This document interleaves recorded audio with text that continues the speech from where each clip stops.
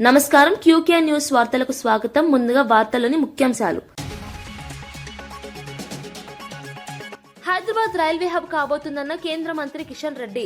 వికసిత్ భారత్ 2047 కోసం పెట్టిన బడ్జెట్ అన్న కిషన్ రెడ్డి ఉచిత పథకాల కోసమే బడ్జెట్ అన్నట్లు తప్పుడు ప్రచారం చేస్తున్నారని ఆగ్రహం.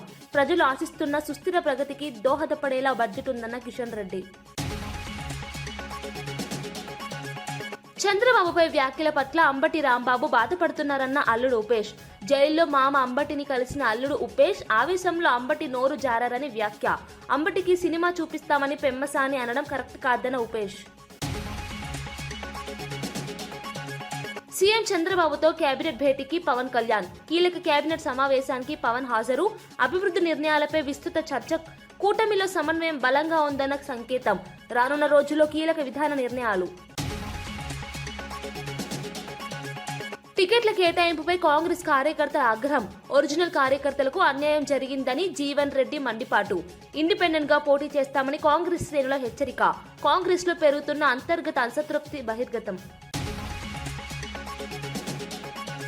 సిఎఫ్టిఆర్ఐ రిపోర్ట్ ఆధారంగానే చర్యలు తీసుకున్నామన్న పయ్యావుల. లడ్డూ కల్తీని గత ప్రభుత్వం దాచిందని మంత్రి ఆరోపణ. వాస్తవాలనే ప్రజలకు చెప్పామని పయ్యావుల స్పష్టం. భక్తుల విశ్వాసం కాపాడటమే ప్రభుత్వ లక్ష్యమని వెల్లడి. రాష్ట్రంలో కొనసాగుతున్న రాజకీయ ఉద్రిక్తత నేపథ్యంలో మాజీ మంత్రి అనిల్ కుమార్ యాదవ్ సంచలన వ్యాఖ్యలు చేశారు. ఇంకా 3 సంవత్సరాల కాలం ఉందని, ఇదే విధంగా కేసులు, దాడులు కొనసాగిస్తే అది పాలకుల ఇష్టమేనని వ్యాఖ్యానించారు. మాజీ సీఎం జగన్ ను ఉద్దేశిస్తూ, నిజంగా రాజ్యాంగ విరుద్ధంగా హింసాత్మక పాలన నడిపాలనుకుంటే ప్రత్యర్థులు రోడ్లపై తిరిగే పరిస్థితి ఉండేదా అని ప్రశ్నించారు. 2029 ఎన్నికల తర్వాత తమ ప్రభుత్వం అధికారంలోకి వస్తే పరిస్థితులు మరింత కఠినంగా ఉంటాయని హెచ్చరించారు. ప్రస్తుతం జరుగుతున్న దాడులు, కేసులు అన్ని భవిష్యత్తుకు సూచనలేనని వ్యాఖ్యానించారు. ఈ వ్యాఖ్యలు రాజకీయ వర్గాల్లో తీవ్ర చర్చకు దారితీస్తున్నాయి. ఇదే రకమైన పరిపాలన మీరు చెప్తున్న రాజారెడ్డి రాజకీయం గాని, రాయలసీమ ఫ్యాక్షనిజం గాని జగన్మోహన్ రెడ్డి గారు చూపించుంటే,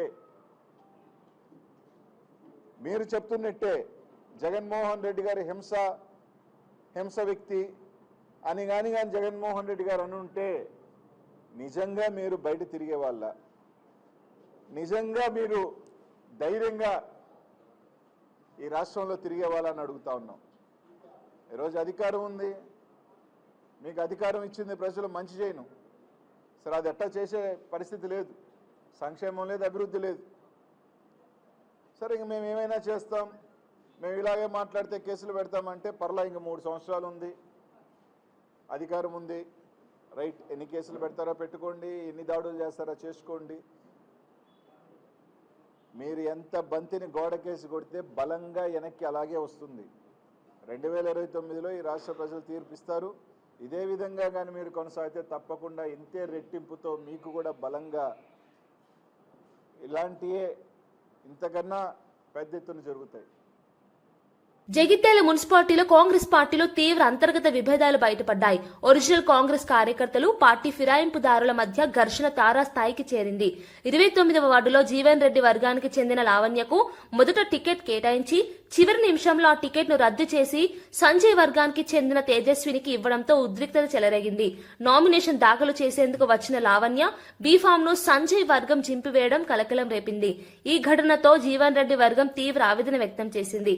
అధికారుల ఎదుట కన్నీరు పెట్టుకున్న లావణ్య పరిస్థితి కాంగ్రెస్ లోని అంతర్గత సంక్షోభాన్ని స్పష్టంగా చూపిస్తోంది.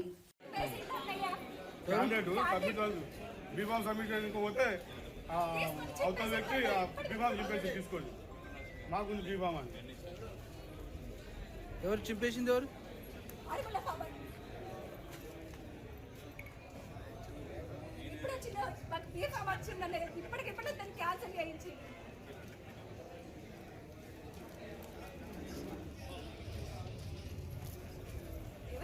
ఏనాడు పార్టీ కనుమవాడు, ఏనాడు పార్టీ జెండా పట్టనాడు. ఇవాళ మా పార్టీ అని చెప్పాల్సుకొని బీఫామ్ ఇచ్చుకున్నది అది ఎంతవరకు న్యాయం ఉంటుంది? ఇది రాజకీయమా లేకపోతే అది దాని ఏమంటారు వ్యభిచారం? అసలు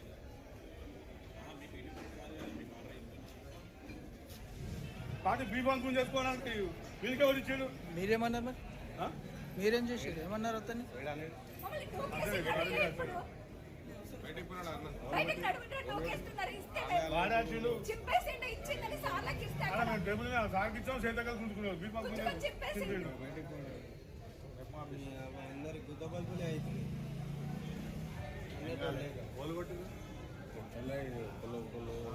మాజీ సీఎం కేసీఆర్ ను ఉద్దేశించి సీఎం రేవంత్ రెడ్డి చేసిన వ్యాఖ్యలపై శాసన మండలి ప్రతిపక్ష నేత మధుసూదనాచారి తీవ్రంగా స్పందించారు. రేవంత్ బుద్ధి ఎక్కడికి వెళ్లినా మారదని తీవ్ర పదజాలంతో విమర్శించారు. కేసీఆర్ ఎప్పుడూ విచారణకు భయపడలేదని, మున్సిపల్ ఎన్నికల నేపథ్యంలోనే మొదటి నోటీసుకు సమయం కోరారని స్పష్టం చేశారు. గత 2 ఏళ్లలో అనేక విచారణలను ఎదుర్కొన్నామని భయపడే అవసరం లేదన్నారు. తెలంగాణ రాష్ట్రాన్ని సాధించిన నాయకుడిగా కేసీఆర్ జాతిపితనేనని, ఆయన తెలంగాణ ప్రజల గుండెల్లో చిరస్థాయిగా నిలిచిపోతారని వ్యాఖ్యానించారు. న్యాయమూర్తుల సూచనలు కూడా పట్టించుకోకుండా దిగజారుడు వ్యాఖ్యలు చేయడం సరికాదని రేవంత్ పై మండిపడ్డారు. తీర్చిదిద్దినటువంటి గొప్ప నాయకుడు కేసీఆర్ పదవులను తృణప్రాయం లాగా వదిలిపెట్టి చివరికి ప్రాణత్యాగానికి సిద్ధమై తెలంగాణ సాధించుండు. సొంత పార్టీ పెట్టుకున్నాడు. మీరేం చేస్తున్నారు ముఖ్యమంత్రి గారు? ఎన్ని పార్టీలు మార్చిండ్లు? మంది పార్టీలలో వచ్చి ఇవాళ ఇది ఒక వెకిలి వేషం అయితే, ఇంకొక దుర్మార్గం కేసీఆర్ గారి పాలనను మరిపించేటువంటి పాలన, అంతకంటే గొప్ప పాలన అందిస్తామనేటువంటి హామీలు ఇచ్చి ఇవాళ ఎటువంటి దిగజారుడు ప్రభుత్వం, ఎటువంటి గారడి ప్రభుత్వం నడుస్తూ ఉన్నదో ప్రజలు గమనిస్తున్నారు. ఇవన్నీ కూడా ప్రజాక్షేత్రంలో ఏ రోజుకు ఆ రోజు రిజిస్టర్ అవుతున్నాయి అనేటువంటి విషయాన్ని గుర్తు చేస్తూ ఉన్నాం. ఇక మీరు అమెరికాలోనికి హార్వర్డ్కు వెళ్ళినా లేక అంతరిక్షానికి వెళ్ళొచ్చినా అక్కడ కూడా పాఠాలు నేర్చుకున్నా మీ బుద్ధి మారదు, మీ కుక్కతోక వంకర గుణం దారిలోకి రాదు అనేటువంటి విషయం హెచ్చరిస్తూ ఉన్నాం.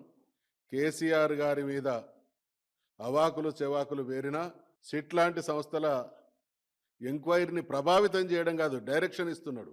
ఇవాళ ఎక్కడో రిమోట్లో నిన్న ఏం మాట్లాడిండు? నేను అమెరికాలో ఉన్నా కూడా ఇక్కడ విషయాలన్నీ ఎప్పటికప్పుడు గమనిస్తూ ఉన్నానంటే ఆంతర్యం ఏంటి? నా కనుసన్నల్లోనే సిట్ నడిచింది అనేటువంటి విషయాన్ని ఆయన చెప్పగానే చెప్పినట్టు అవుతా ఉన్నది. కాబట్టి ఇటువంటి వెకిలి ప్రయత్నాలు మానుకోవాల్సిందిగా సూచిస్తా ఉన్నాం. మున్సిపల్ ఎన్నికల టికెట్ల కేటాయింపుపై కాంగ్రెస్ పార్టీపై ఒరిజినల్ కార్యకర్తలు తీవ్ర అసంతృప్తి వ్యక్తం చేస్తున్నారు. జీవన్ రెడ్డి వద్దకు చేరుకొని కన్నీటితో తమ గోడు వెళ్లబోసుకున్నారు. పార్టీ కోసం కష్టపడిన కార్యకర్తలను పక్కన పెట్టి ఇతరులకు టికెట్లు ఇవ్వడం అన్యాయమని ఆరోపించారు. తనను నమ్ముకున్న వారిని పార్టీ మోసం చేసిందని జీవన్ రెడ్డి తీవ్ర విమర్శలు చేశారు. ఈ విధమైన నిర్ణయాలతో కార్యకర్తలను బలి చేస్తున్నారని మండిపడ్డారు. కాంగ్రెస్ పార్టీ తీరుకు నిరసనగా ఇండిపెండెంట్ గా అయినా ఎన్నికల్లో పోటీ చేస్తామని కార్యకర్తలు శపథం చేశారు. ఈ ఘటన కాంగ్రెస్ లోని అంతర్గత అసంతృప్తిని బహిర్గతం చేసింది.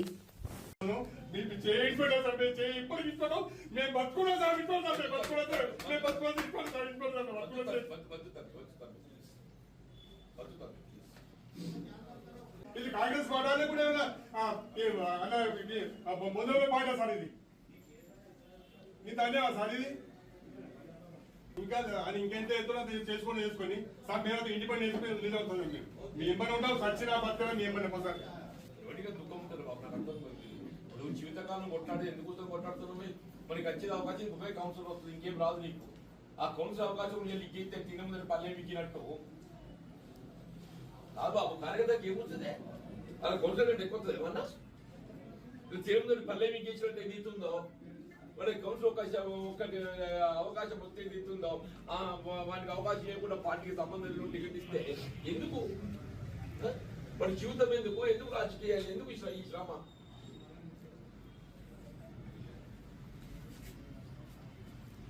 అది దుఃఖం చూడండి. రెండు గంగపుత్రుడు వాడు పుట్టిన పార్టీలో పుట్టినాడు. 2 సార్లు కౌన్సిలర్, 4 సార్లు మొన్న ఓడిపోయిండు. పోయినసారి ఎదురీతల కొట్లాడినాడు. ఎదురీతల 2019 ఎలక్షన్ ఎప్పుడు కొట్లాడినా ఎదురీతల ప్రవాహానికి ఎదురు నిలిచి కొట్లాడింది. ఎవడు కొట్లాడతాడే?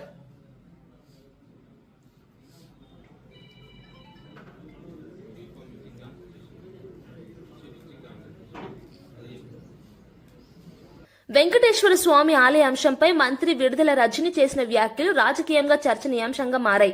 తాము గుడికి వెళ్లడమే తప్ప దేవుడితో పెట్టుకునే ఉద్దేశం లేదని స్పష్టం చేశారు. ప్రత్యర్థులు మాత్రం వెంకటేశ్వర స్వామిని రాజకీయాల్లోకి లాగుతున్నారని ఆరోపించారు. అసెంబ్లీలో వైసీపీ నేతలు సామాన్యులు గుడికి వెళ్లకూడదని చట్టం చేయాలని వ్యంగ్యంగా వ్యాఖ్యానించారు.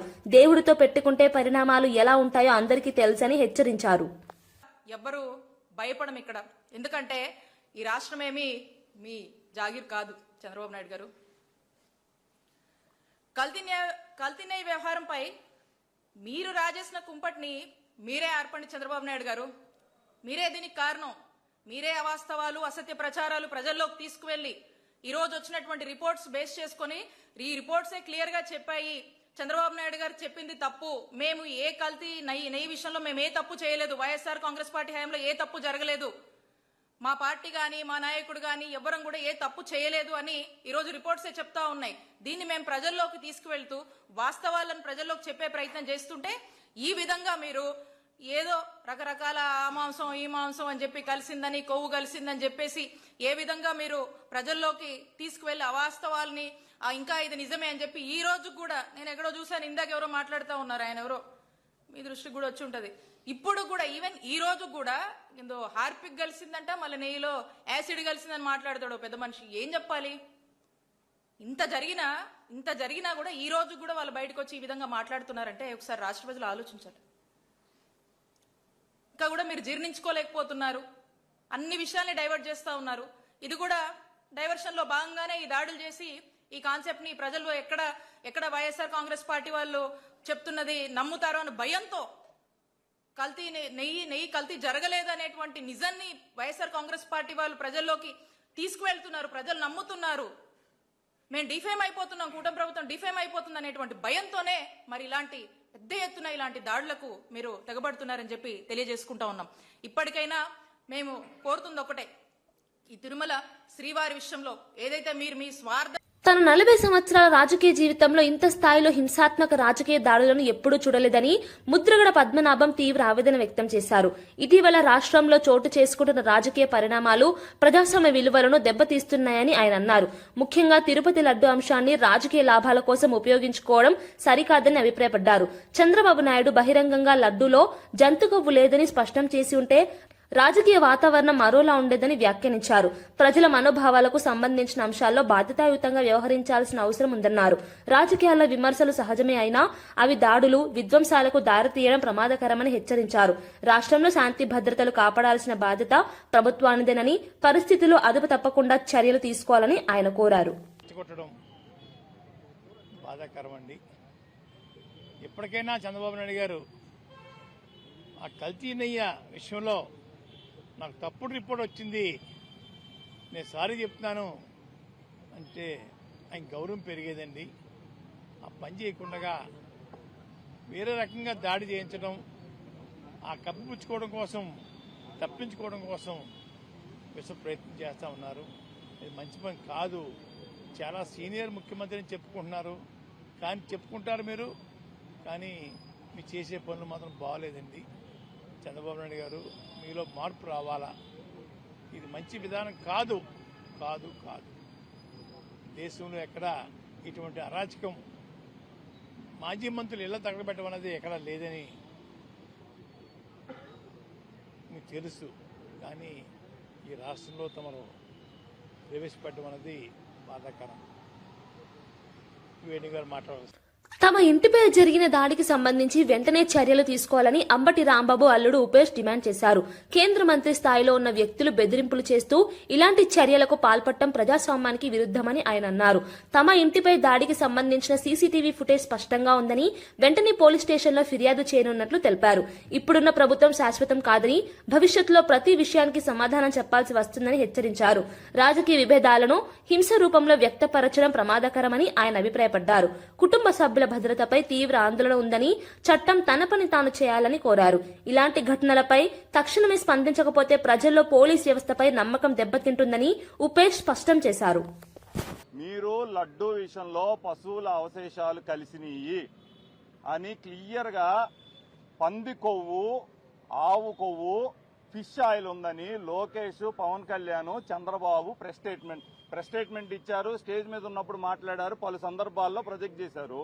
ఇవాళ దాంట్లో మీకు న్యూట్రల్ జర్నలిస్టులు కానీ, న్యూట్రల్ ఛానల్స్ కానీ, యూట్యూబ్ ఛానల్స్ కానీ, లేకపోతే న్యూట్రల్ గా ఉండే అనలిస్టులు కానీ వీళ్ళందరూ క్వశ్చన్ చేస్తున్నారు. ఎవరిని క్వశ్చన్ చేస్తున్నారు? మీ ముగ్గురిని క్వశ్చన్ చేస్తున్నారు. మీరు పశువుల అవశేషాలు ఉన్నాయని చెప్పని క్లియర్ గా చెప్పారు. ఇప్పుడు లేవని వచ్చింది. కనీసం ఇప్పటికైనా క్షమాపణ చెప్పి దేవుణ్ణి రాజకీయాలకు వాడుకోవద్దు అని కామన్ పీపుల్ వీళ్ళు అందరూ ప్రశ్నిస్తున్న సందర్భంలో వీళ్ళు సెల్ఫ్ డిఫెన్స్ లో పడి ఈ రకంగా ప్రవోక్ చేసి ఈ రకంగా ఒక ఇష్యూని డైవర్ట్ చేయడానికి ఇదంతా డ్రామా రన్ చేస్తున్నారు. వాళ్ళు సినిమా చూపిస్తామంటే ఇక్కడ కాదండి, గల్లా మాధవి గారికి కుటుంబం లేదా? ఆయనకి పెళ్లి అవ్వలేదా? ఆయనకి హస్బెండ్ లేరా? పిల్లలు లేరా? ఆమె ఇంట్లోనేగా ఉండేది. ఆమెకి ఇల్లు లేదా? ఎల్లకాలం మీ ప్రభుత్వమే ఉంటుందా? చూస్తా కూర్చుంటారా ఏంటండి? ఇలా ఇళ్ల మీదకి వచ్చి మీరు పసిపిల్లలు ఉన్నప్పుడు మీరు ముందు వెనక ఆలోచించకుండా మీరు అక్కడే ఉండి దాడి చేపిస్తా ఉంటే చూస్తా కూర్చుంటారా ఏంటి? మీకు లేవా? ఫ్యామిలీలు లేవా? ఎల్లకాలం మీరు ఎన్నేళ్ళు ఉంటారు? మీరు ఎల్లకాలం మీరే ఉంటారా ఏంటి? దీన్ని సహించే ప్రసక్తే లేదు. లీగల్ గా దీన్ని మేము ఎదుర్కొంటాము.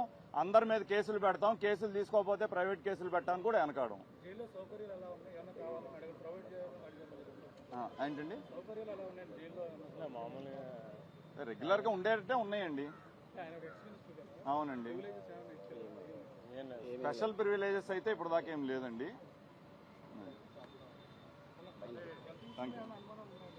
ఏంటండి? కొన్ని టీటీడీలో ప్రక్షాళన చర్యలు ప్రారంభించిన సమయంలోనే లడ్డూ తయారీలో కల్తీ అంశం బయటపడిందని మంత్రి పయ్యావుల కేశవ్ తెలిపారు. 2022లో CFTRA నివేదికలో బీటా సిటోస్టెరాల్ పాజిటివ్ వచ్చిన విషయాన్ని గుర్తు చేశారు. ఆ నివేదిక ఆధారంగానే అప్పట్లో చర్యలు తీసుకోవాల్సి ఉండగా వైసీపీ ప్రభుత్వం నిర్లక్ష్యం చేసిందని విమర్శించారు. తాము అధికారంలోకి వచ్చిన తర్వాత ఈ అంశాన్ని సీరియస్ గా తీసుకుని ప్రజల ముందుకు వాస్తవాలు తీసుకొచ్చామని అన్నారు. సీఎం చంద్రబాబు ప్రజలకు చెప్పింది రిపోర్టుల్లో ఉన్న విషయాలేనని స్పష్టం చేశారు. లడ్డూ లాంటి పవిత్ర ప్రసాదంపై రాజకీయ ఆరోపణలు చేయడం సరికాదని, వాస్తవాల ఆధారంగానే చర్చ జరగాలన్నారు. భక్తుల విశ్వాసాన్ని కాపాడటమే తమ ప్రభుత్వ లక్ష్యమని మంత్రి వివరించారు. ఉంది అనేటువంటిది స్పష్టంగా తేల్చి చెప్పడం జరిగింది. ఎంత మేరకు మీరు ఎట్లా అంటారు బోర్డుని అనేటువంటిది ఒకటి మాట్లాడితే ఇందులో ఒక కన్క్లూజన్ పేరాకి చదివి వినిపిస్తాను మీకు. కన్క్లూజన్ పేరాలో ఏం చెప్పారు అనంటే, కన్క్లూజన్ పేరాలకు వచ్చే ముందు ఎందుకు బోర్డుని మీరు అనుమానిస్తున్నారు అనంటే, గతంలో చంద్రబాబు నాయుడు గారి హయాంలో ఆ రోజు ఉన్నటువంటి పాలకపక్షం బోండా ఉమామహేశ్వరరావు గారు వీళ్ళందరూ కమిటీ సభ్యులుగా నెయ్యి పర్చేజ్ కమిటీలో ప్రొక్యూర్మెంట్ని మనం జాగ్రత్తగా చేయాలి అనేటువంటి 2 లక్షలు ఎందుకు వచ్చారనేది అది చాలా డీటెయిల్డ్గా రిపోర్ట్లో ఉంది. తర్వాత కనీసం 3 సంవత్సరాలు డైరీ యాక్టివిటీలో ఉండాలి అని ఉంది. 250 కోట్ల రూపాయల వల్ల టర్నోవర్ ఉండాలి అనేది పెట్టారు. ఈ 3 నిబంధనల్ని పెడితే తర్వాత వచ్చినటువంటి ప్రభుత్వంలో దాన్ని ఆమోదించింది ధర్మారెడ్డి గారే ఆమోదించారు.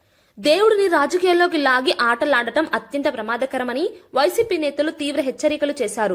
తిరుపతి లడ్డూలో జంతుకొవ్వు రసాయనాలున్నాయంటూ ఇంకా ప్రచారం చేయడం భక్తుల మనోభావాలను దెబ్బతీస్తుందని ఆగ్రహం వ్యక్తం చేశారు.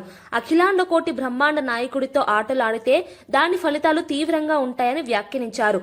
దేవుడు అన్నీ చూస్తున్నాడని, తప్పుడు ప్రచారాలకు తగిన శిక్ష తప్పదని హెచ్చరించారు. రాజకీయ ప్రయోజనాల కోసం పవిత్రమైన విషయాలను వాడుకోవడం మానుకోవాలని సూచించారు.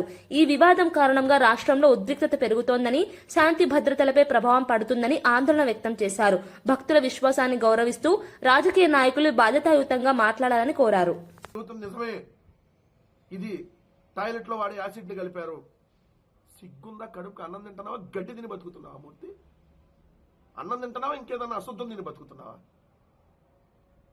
మనిషి పుట్టినాడు ఎవడన్నా మాట్లాడా? కడుపుకు అన్నం తినేవాడు ఎవడన్నా మాట్లాడాడు? నీలాగా నీచత్వానికి ఒడిగడుతున్నారు మీరు. ఇంకొకడు మాట్లాడతాడు ఆ టాల్కం పౌడర్లో కూర్చొని, ఆ టాల్కం పౌడర్ ఛానల్లో ఇది కలిపి ఇట్లా ఉంటుంది, ఇదైతే ఇంత మంచి వాసన వస్తుంది. మంచి వాసన వస్తుందిగా కుటుంబ సమేతంగా తినండి, కుటుంబ సమేతంగా తినండి. మంచి వాసన వస్తుందంటే నెయ్యి, రసాయనాలు కెమికల్ కలిపిన నెయ్యి, టాయిలెట్లో వాడే యాసిడ్, ఇలా మంచి వాసన వస్తుందంటే ఇలా ఇల్లు ఇలా బాత్రూంలో కూర్చొని వీళ్ళు రాసేటటువంటి వార్తలు. నీచమైన బతుకు మీరు బతుకుతున్నారు. నిజంగా దేవుణ్ణి రాజకీయాల్లోకి తీసుకొని వచ్చారు, ఆట ఆడుతూ ఉన్నారు దేవుడితో. చూస్తున్నాడు దేవుడు అంతా. ఖచ్చితంగా మీ పాపం పండిద్ది. ఎవడైతే జంతువుల కొవ్వు, పంది కొవ్వు, దున్నపోతు కొవ్వు అన్నాడో ఖచ్చితంగా ఆ దేవుడు వాళ్ళకి శిక్ష వేస్తాడు త్వరలో. దేవుడిని ఈరోజు రాజకీయాల్లో కూర్చి టాయిలెట్ యాసిడ్ అని మాట్లాడతారా? అసలు ఏం చెప్పాలా మీకన్నా అర్థమవుతుందా? ఒకరోజు జంతువులకు, ఒకరోజు గొడ్డు కొవ్వు, ఒకరోజు పంది కొవ్వు, ఒక రోజు చేప నూనె, ఒక రోజు మీ బొందలో కొవ్వు, ఇంకో రోజు వాళ్ళ కొవ్వు కలిపారు, ఇంకో రోజు కెమికల్, ఇంకో రోజు సింథటిక్ నెయ్యి, ఇప్పుడేమో బాత్రూమ్ యాసిడ్, ఇంకో రోజు అసలు నెయ్యే లేదు. అసలు నెయ్యే కాదు, అది నెయ్యే కాదంట. దేవుడినితో మీరు ఎంత పరాచకాల ఆటలా? ఖచ్చితంగా అనుభవిస్తారు. ఖచ్చితంగా. అంబటి కుమార్తెకు ఉన్న భయమే తమ కుటుంబ సభ్యులకు కూడా ఉందని టీడీపీ ఎమ్మెల్యే గల్లా మాధవి అన్నారు. తప్పు జరిగితే కులాన్ని అడ్డం పెట్టుకుని సమర్థించుకోవడం సరికాదని వ్యాఖ్యానించారు. అంబటి రాంబాబు ఇంటి వద్ద జరిగిన ఘటనలో మహిళపై దాడి ఎందుకు జరిగిందో స్పష్టత ఇవ్వాలని డిమాండ్ చేశారు. తమ వైపు నుంచి కేవలం క్షమాపణ మాత్రమే కోరామని, అదే చెప్పి ఉంటే వివాదం ఇంత దూరం వెళ్లేది కాదని అన్నారు. రాజకీయ విమర్శలకు హద్దులు ఉండాలని, అసభ్య వ్యాఖ్యలు పరిస్థితిని మరింత ఉద్రిక్తం చేస్తున్నాయని పేర్కొన్నారు. ప్రజల్లో భయం నెలకొనకుండా నాయకులు సంయమనం పాటించాల్సిన అవసరం ఉందన్నారు. రాష్ట్రంలో శాంతి భద్రతలు కాపాడాలంటే ఇలాంటి ఘటనలపై స్పష్టమైన చర్యలు తీసుకోవాలని ఆమె సూచించారు. విభజిస్తారు, దాని తర్వాత కులం అంటారు, దాని తర్వాత సింపతి ఫ్యామిలీ అంటారు. అప్పటిదాకా మూడు గుర్తురావు. ఆ ఫస్ట్ అటెంప్ట్ లోనే అయిపోతుందేమో అని అనుకుంటారు. ప్రతిసారి పాపం ఫోర్త్ అటెంప్ట్ దాకా రావాల్సి వస్తుంది. ప్రజలు ఆల్రెడీ అర్థం చేసుకున్నారు కాబట్టి రియాక్ట్ అవ్వట్లేదు, ఏం చేయాలో తెలియట్లేదు కాబట్టి ప్రతిరోజు ఒక కొత్త ఎజెండాతో ముందుకెళ్తారు. దీనికోసం పెట్టాల్సి వచ్చిందమ్మా ఫ్లెక్సీలు. మేధావి వర్గానికి వాడు ప్రశ్నించాలని కాదు, ప్రజలకు కూడా అర్థం కాదు, అవును ఎందుకు పెట్టుంటారు అని ఒక క్వశ్చన్ వచ్చింటది ఎంతో కొంతమందికి. ఆ కొంతమందికి నేను ఆన్సర్ చేస్తున్నాను. ఎందుకు పెట్టారంటే నిన్న సాక్షి పేపర్లో నేను చూశాను, హెడ్ లైన్స్ లో రాశారు, గల్లా రామచంద్రరావు, గల్లా మాధవి గారి భర్త అంబటి రాంబాబు గారి మీద హత్యాయత్నం. హత్య దేనికమ్మ హత్య? స్వాతంత్ర సమరయోధులా ఏంటి? మేము బ్రిటిష్ వాళ్ళమా? దేనికి హత్య? ఏం మాట్లాడుతున్నారు? కొంచెం అర్థం ఉందా? హత్య ఏంటి? కార్యకర్తల ఆవేశాన్ని తగ్గించడం కోసం నిజంగా గుడ్లు పని అయిపోయావు తెలుసమ్మా మీ నాన్నగారు. సీరియస్ గా చెప్తున్నాను నేను. గట్టి ప్రొటెక్షన్ ఇచ్చారు పోలీసులు. పొద్దున మాట్లాడిన మాటలకి సాయంత్రం దాకా ఊరికే కూర్చున్నారు. సుమోటో ప్రకటించి ముందు ఆపాల్సి పోయింది. సరే, that is a different story. హత్యాయత్నం అది ఇంకా పెద్ద, అంటే అదొకటి. మళ్ళీ వెనకాల మరుసటి రోజు నల్లపాడు స్టేషన్కి వెళ్ళి పోలీసుల్ని ఎలా ఉన్నారు అని ప్రశ్నించి బాగానే ఉన్నారా అని చెప్తూ బయటకు వచ్చిన గల్లా మాధవి.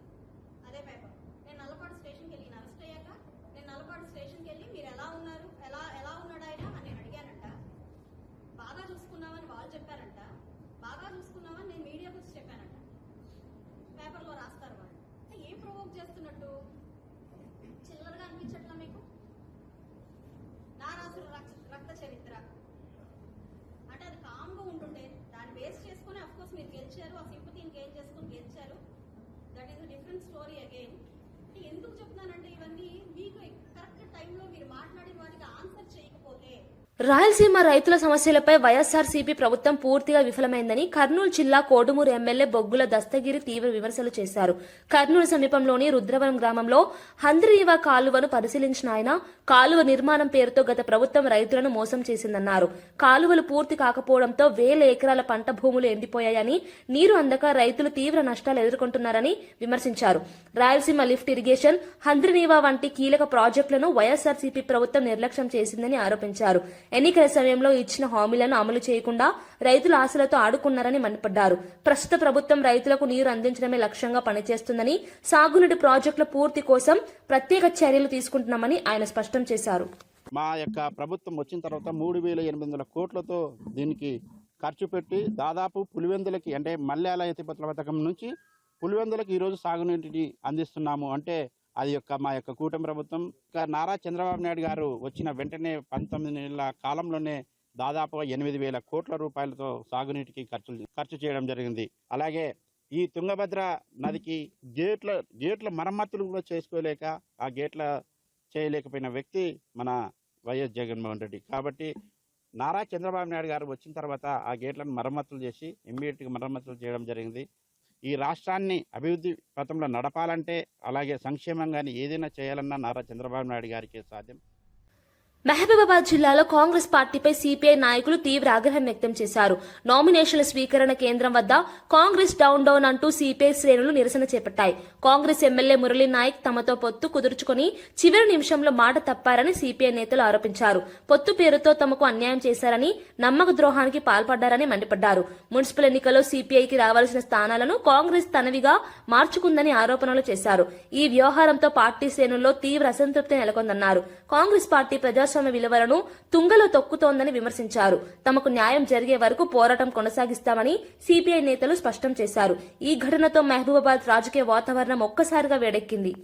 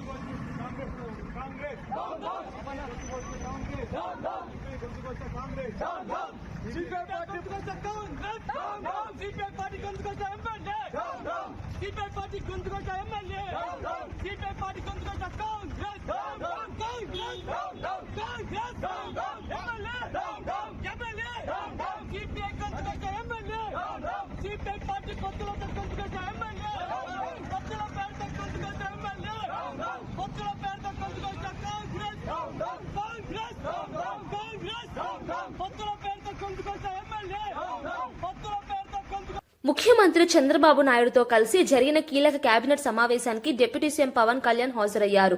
రాష్ట్ర అభివృద్ధి, పాలనలో తీసుకోవాల్సిన కీలక నిర్ణయాలపై ఈ సమావేశంలో విస్తృతంగా చర్చ జరిగింది. ముఖ్యంగా పరిపాలనా సంస్కరణలు, ప్రజా సమస్యలు, ఆర్థిక పరిస్థితులపై కేబినెట్ దృష్టి సారించింది. కూటమి ప్రభుత్వంగా ప్రజలకు ఇచ్చిన హామీల అమలుపై సమీక్ష చేసినట్లు సమాచారం. పవన్ కళ్యాణ్ ఈ సమావేశంలో చురుకుగా పాల్గొని పలు అంశాలపై తన అభిప్రాయాలను వెల్లడించినట్లు తెలుస్తోంది. ప్రభుత్వం సమిష్టిగా పనిచేస్తూ రాష్ట్రాన్ని అభివృద్ధి దిశగా తీసుకెళ్లాలన్నదే లక్ష్యమని కేబినెట్ సమావేశం స్పష్టం చేసింది. కూటమిలో సమన్వయం బలంగా ఉందని ఈ భేటీ మరోసారి చాటినట్లయింది. రానున్న రోజుల్లో కీలక విధాన నిర్ణయాలు వెలువడే అవకాశం ఉందని రాజకీయ వర్గాలు విశ్లేషిస్తున్నాయి.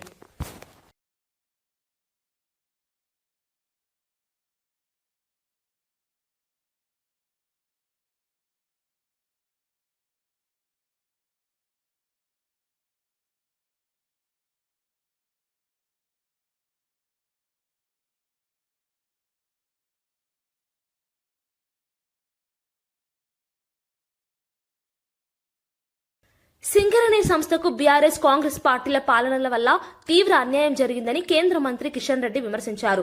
రాజకీయ లాభాల కోసం సింగరేణిని బలి చేశారని ఆరోపించారు. ఈ విషయంలో కేంద్ర ప్రభుత్వానికి ఎలాంటి అధికారాలు లేవని స్పష్టం చేస్తూ రాష్ట్ర ప్రభుత్వాల తప్పిదాల వల్లే సంస్థ నష్టపోతుందన్నారు.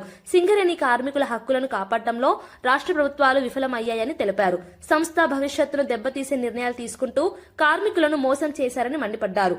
సింగరేణి రాష్ట్రానికి ఆర్థిక వెన్నెముక లాంటిదని, దాన్ని రాజకీయాలకు అతీతంగా చూడాలని సూచించారు.